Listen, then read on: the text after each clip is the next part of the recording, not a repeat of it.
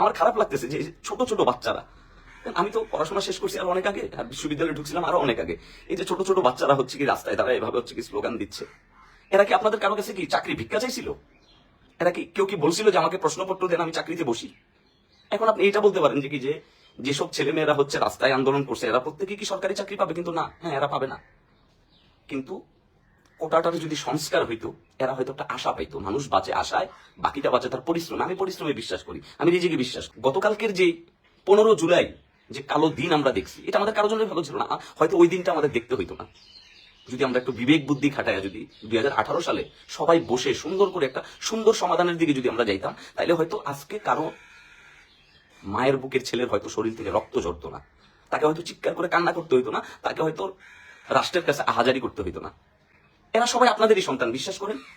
এই ছেলেগুলাই কিন্তু বাংলাদেশ, এই ছেলে মেয়েগুলা যারা আছে এরা বাংলাদেশ। আমরা সবাই আসলে কেমন যেন একটা ভুল স্বর্গে আছি।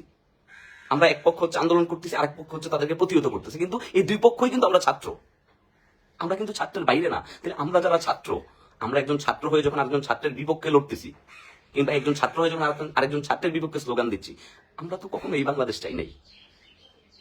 আমরা কেউ আসলে চাই নাই যে আমার দেশটা এরকম অসুস্থ হয়ে যাক, আমার দেশটা এরকম ডাস্টবিন আবর্জনা হয়ে যাক। আমরা কেউ চাই না। আমরা সবাই, বিশ্বাস করেন, আমরা সবাই চাইছি একটা সুন্দর বাংলাদেশে।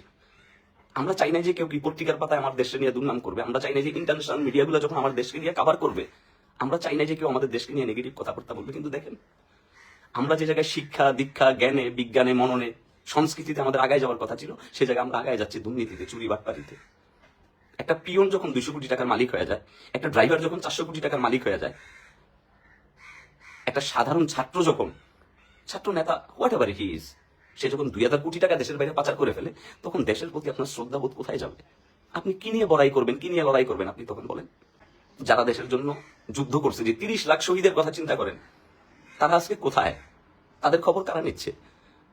আমরা তো তাদের প্রতি শ্রদ্ধাটা কখনো কমাই নাই, কারণ তারা আমাদেরকে এই দেশটা উপহার দিছে, 1,47,000 বর্গ কিলোমিটারের এই মাটি আমাদেরকে উপহার দিছে। এখন এই মাটির গন্ধ যদি দিনকে দিন আমাদের কাছে বিষাক্ত হয়ে যায়, আমরা যারা তরুণ জেনারেশন আছি, আমরা তো খালি আপনাদের কাছে সুন্দর একটা জীবন ভিক্ষা চাইছি, আর তো কিছু চাই নাই। আমরা তো আর কোনো কিছু চাই নাই, আমরা জাস্ট খালি একটু সুন্দর করে ভালো থাকতে চাইছি। এখনো সময় আছে। আমার কাছে মনে হচ্ছে আপনারা ঊর্ধ্বতন মহলে যারা আছেন, আপনারা যারা একদম সুপ্রিম জায়গায় আপনারা আছেন, আপনারা সুন্দর একটা সমাধান দেন।